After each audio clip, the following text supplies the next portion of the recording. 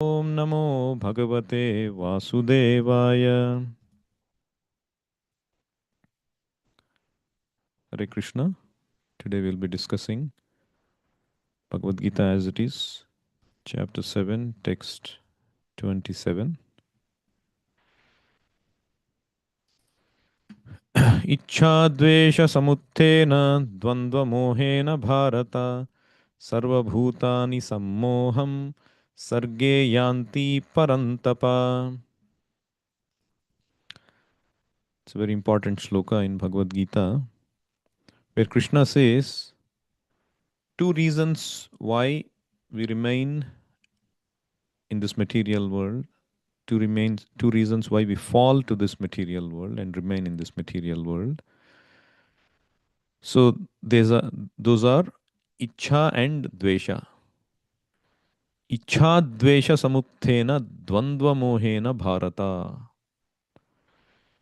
So a conditioned soul becomes samuttena dvandva mohena.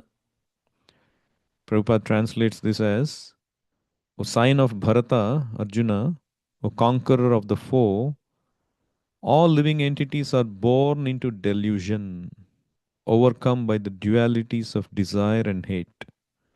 Sarva bhutani sammoham. All living entities are born into delusion, overcome by dualities of desire and hate. So, Prabhupada mentions what is this desire and hate? The desire is that one wants to become one with Supreme Lord and envies Krishna as the Supreme Personality of Godhead. So this is the Ichha. Why only Krishna is enjoying? Why I have to be subservient to Krishna? I also want to enjoy like Krishna. I want to be the center. I want to become one with God. And as a result, they envy, hatred, dvesha. They envy Krishna's position as the Supreme Personality of Godhead. So these are the two reasons.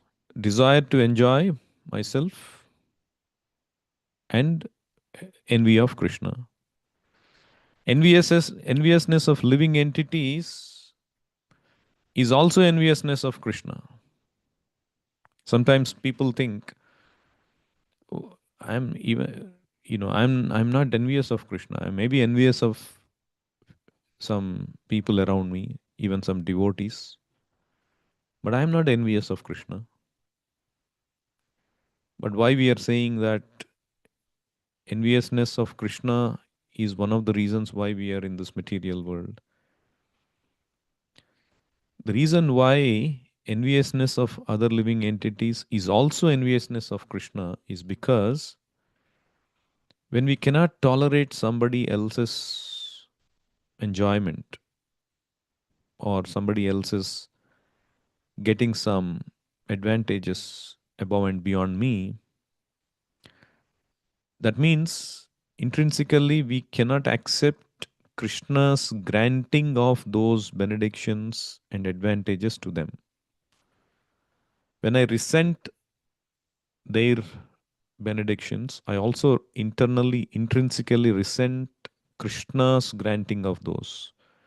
Subtly, we resent and we express our hatredness to Krishna's sanction. So, therefore, it akins to we being envious of Krishna. So, Srimad Bhagavatam is meant for Nirmatsaranam, or this Krishna consciousness is meant for Nirmatsarana, means Matsarata means enviousness. Nirmatsarata means without enviousness, freedom from enviousness. Dharmaha projita kaitavotra paramo nirmatsaranam satam. The very second verse of Srimad Bhagavatam says, this Bhagavad Dharma or Krishna consciousness is meant for Paramaha, Paramo Nirmatsaranam, the most exalted unenvious, those who are free from all enviousness. So, in order to go back to the spiritual world, we need to remove our enviousness from the heart. In the 12th chapter of Bhagavad Gita, also Krishna says, Adveshta sarva bhutanam maitraha karuna evacha. He who is free from envy, Adveshta sarva bhutanam, of all living entities, whether they are devotees or non devotees, one who is free from envy is dear to me.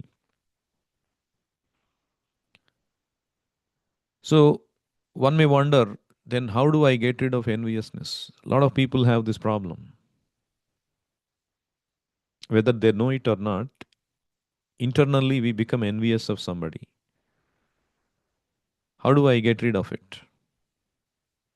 The simple technique to overcome enviousness is to understand that whether somebody, whether they deserve it or not in your own capacity, in your own estimation, they have been given that. So that means nothing happens without Krishna sanctioning it. Even seemingly they didn't deserve it. We don't know what all they have done in the previous lives. But Krishna granted it. Not a blade of grass moves without Krishna's sanction. So Krishna's granting is there, sanction is there. So if Krishna decided to sanction it, who am I to question it? It had happened for some reason. So if I question it, it is questioning Krishna's sanction. It is questioning Krishna. It is questioning the master. That is not surrender. That's not the mood of surrender. For whatever reason, my master Krishna has sanctioned it. Oh, how glorious it is. It must be some reason. They're fortunate to be blessed by Krishna. Whether they are materialistic or spiritual, doesn't matter. Krishna sanctioned it. Fine. It must be for some good. Krishna didn't sanction it for me. Krishna has some other plans for me. He will take care of me. What is good for me, He will give. Unnecessarily, why I should become envious? Why should I spoil my own sanity? It's like, there is a bowl of water. If it is still, you can see your reflection. But if it is agitating, if it is boiling, it becomes very agitating, not stable. Then you cannot see anything. It becomes quite hazy. So enviousness keeps our consciousness bubbling or boiling, not still or plain. So we should give it up, having full confidence that Krishna takes care of me and Krishna is my master. Prabhupada used to quote this Chanakya shloka, very powerful in this connection. Sarpakrura Kalakrura. There are two kinds of envious entities. Who are they? There is a serpent, snake, which is envious and can bite anybody. And then there is a human being who is also envious, even though apparently not biting, but he will do crazy things more than the serpent in order to bite that person. Sarpat khalataha kruraha. Sarpakrura khalakrura, but sarpat khalataha krura. Sarpat krurataha khala. That means even cruel than a serpent this man can become. Why? Because mantraushadhi vashaha sarpat. By some mantra chanting, you can bring snake to some control. But khalakena nivaryate. An envious human being, if he is envious, no mantra Of course, Hare Krishna mantra is there, but those who are envious or hell bent on taking revenge on somebody, nothing can help. They cannot be brought to Vasha by anything. So that is why it is said a human being is more dangerous. Man is more dangerous than a snake if he is envious. So if we don't overcome enviousness, devotional service also becomes difficult. We commit sadhu ninda, fault finding, which is a mad elephant offense. We spoil our bhaktilata bija. So we have to absolutely give up all kinds of enviousness. So then, talking about these dualities of this world, Prabhupada mentions that so these two icha and dvesha. So of course, icha means desire to enjoy like Krishna, sense gratification, that we have to give up the disease of sense gratification in order to progress in devotional service. From the mentality of gratifying my senses, we just have to switch that mentality to gratifying Krishna's senses. The gratification is there, but whether it is to myself or for Krishna, all the tendency to gratify my senses should be turned to Krishna. And all the tendency for hatredness should be given up. So these are the two dualities. So if you are deluded by these dualities, what will happen? Prabhupada mentions in the purport. Those who are deluded by duality and nations think that the Supreme Personality of Godhead is created by material energies. So this is the Mayavadis. They think Krishna, when he comes, he is made of Maya, material energy. He's a great person, maybe like me, but ultimately the spirit soul in him is same as what the spirit soul in me, and we will all go and merge into that ultimate spirit, Brahman. So this is because of their dvandva mohena, because of their delusion of duality. So those who are deluded by duality and nations think that the Supreme Personality of Godhead is created by material energies. This is their misfortune. Such deluded persons symptomatically dwell in dualities of dishonor and honor, misery and happiness, woman and man, good and bad, pleasure and pain, etc., thinking, this is my wife, this is my house, I am the master of this house, and I am the husband of this wife. These are the dualities of delusion. Those who are so deluded by dualities are completely foolish and therefore cannot understand the Supreme Personality of Godhead.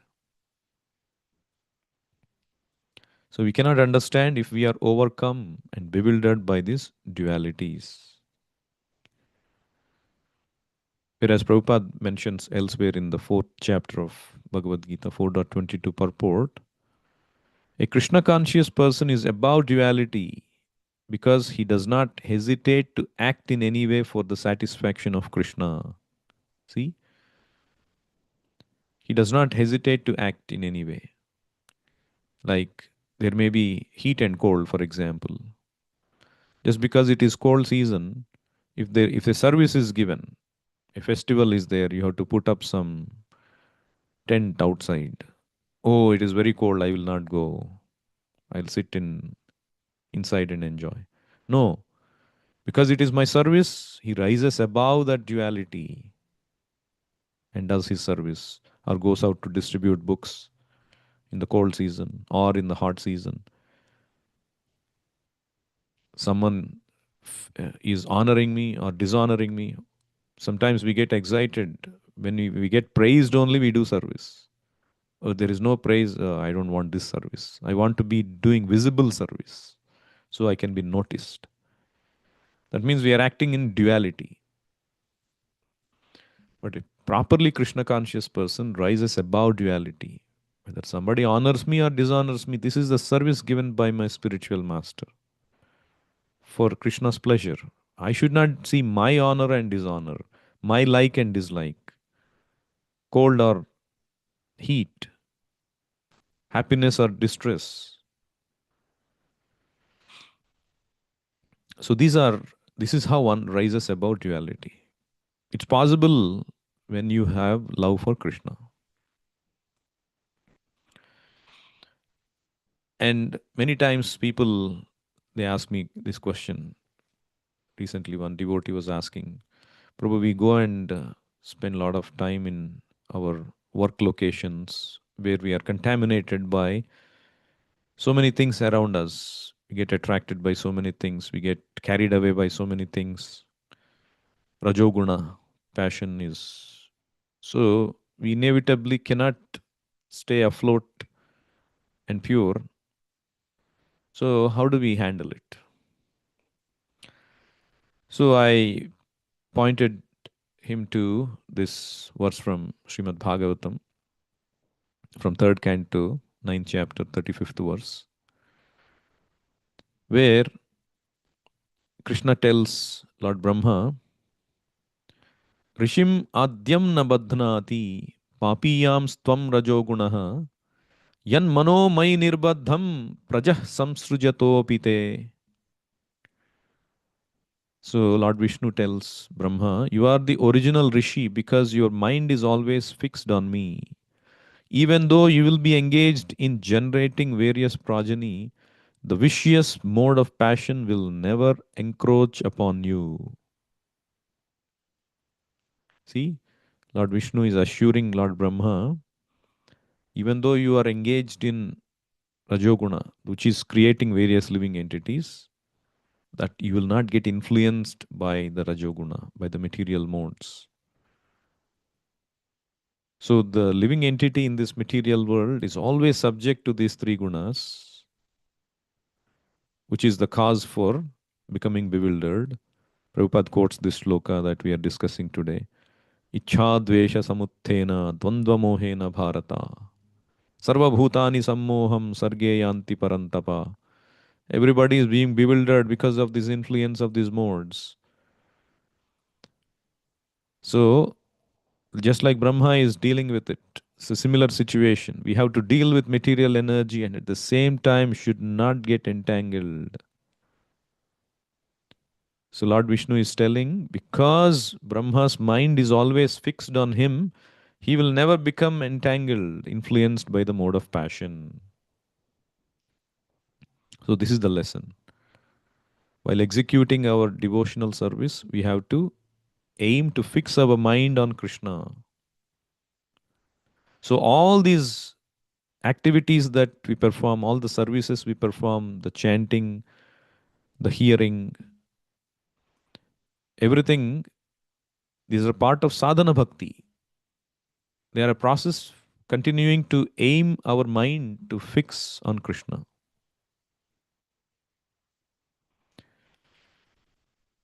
So Prabhupada says in the purport, when we ordinarily think of fixing the mind on some particular object, then we think in terms of that object as related to this material world.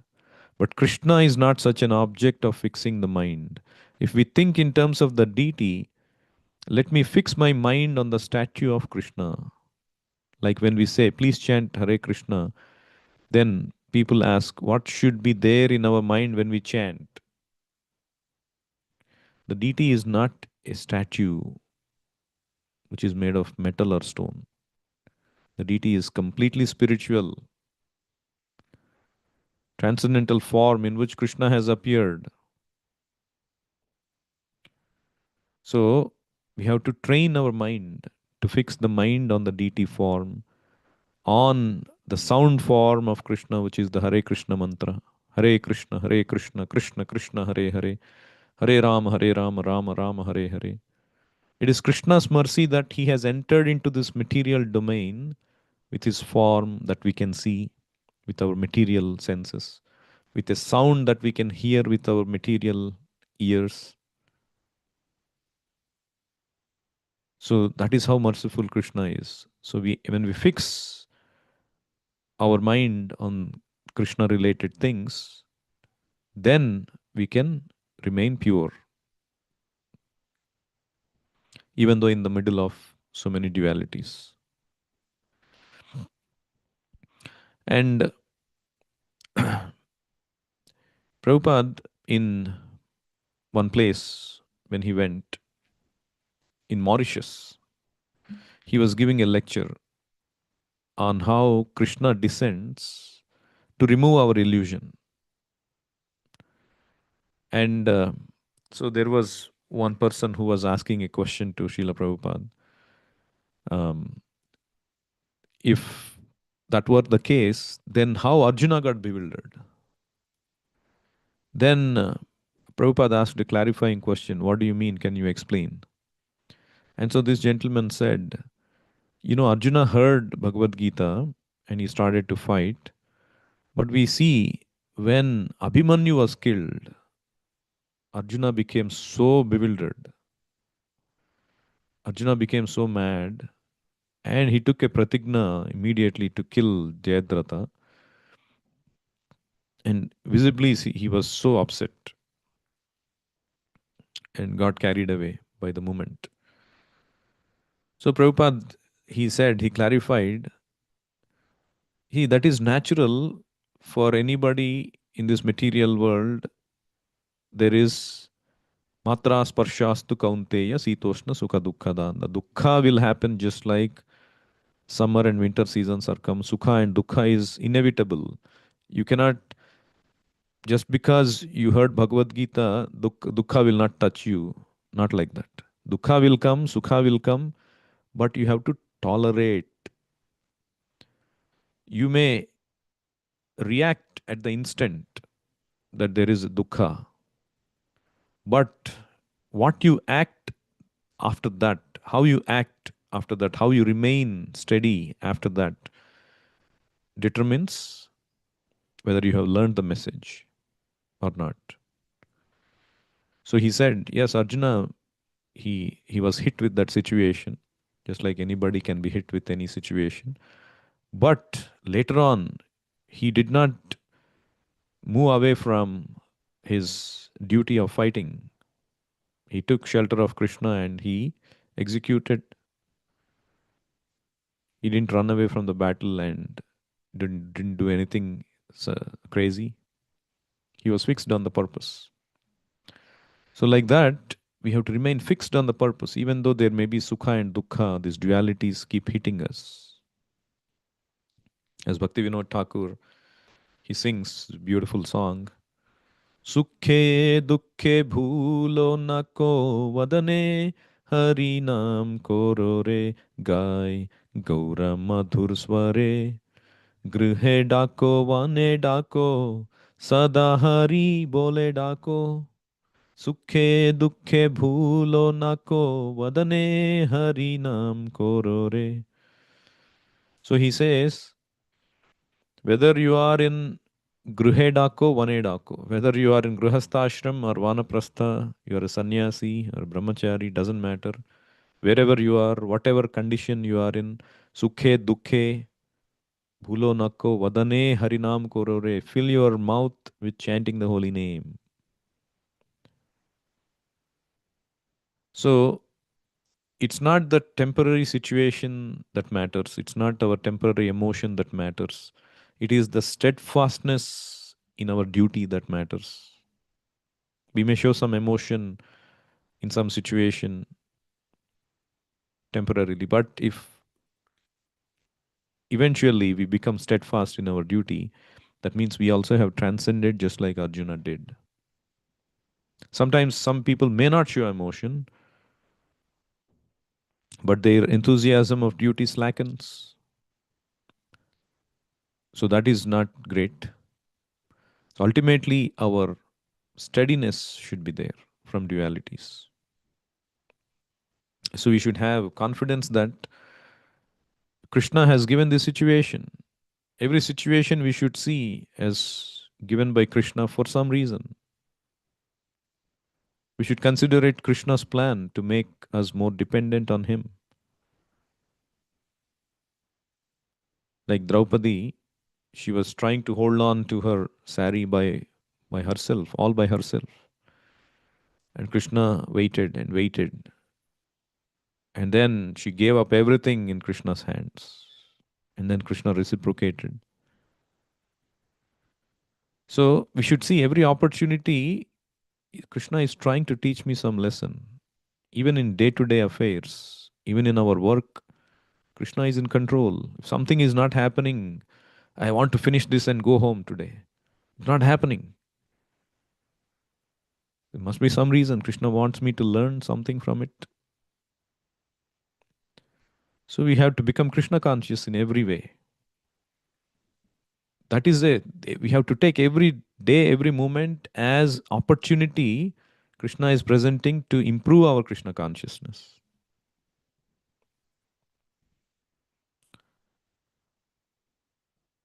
I heard one story about this the donkey that fell into a ditch. So these donkey's enemies, they wanted to end his life. So they wanted to bury him by throwing mud and dirt on him because he fell into the ditch. So they started to throw this dirt into the onto the donkey. So a typical donkey would have become so upset, so morose, so crestfallen, and would have just took that situation and died. But this donkey knew how to convert unfavorable situation into an opportunity. So every time a mound of dirt was thrown on his body, he would just shake it off and the dirt would fall down. And the more dirt they threw, the more dirt he would shake it off, and the dirt started filling the ditch, and he would get on top of it, and eventually he came out of the ditch. So when we are short sighted, we can see Krishna's arrangement as unfavorable, actually. But when we have complete faith in the Lord, any situation we will take it as though Krishna's plan. Somebody is mudslinging on us. We are being dishonored. Something gone bad. No, there must be some reason. Maybe it's not meant for me. You should have that faith in Krishna. And then we'll become victorious. There was one conversation I'd like to quote in this connection, in this verse. Prabhupada was talking in 1974. He said, Krishna is enjoyer, just like a big businessman, and his secretary is working under him. So he sometimes thinks, why shall I work under him? Why not become another Birla like him? That is the fall down. He is happy there, becoming secretary of a big man, but he gives up the job and tries himself and becomes a vagabond. Dr. Patel is responding. Then he's quoting this. Ichha dvesha samuthena dandva mohena. Because they are illusioned by the dvandvas. If they understand there is unity and there nothing else but Krishna, then they are released from Maya's condition. Prabhupada. If anyone knows that wherever I go, Krishna's supremacy is there, Krishna's supreme is there, but he is perplexed. Dvandva mohena. That if I leave Krishna, I become more happy. That is Dvandva moha. He is making duality that Krishna's interest and my interest is different. This is called Dvandva. To think Krishna's interest and my interest is different. Krishna's desire and my desire is different. The Dvandva. That is called Dvandva mohena. We'll stop here. Anyone has any questions or comments?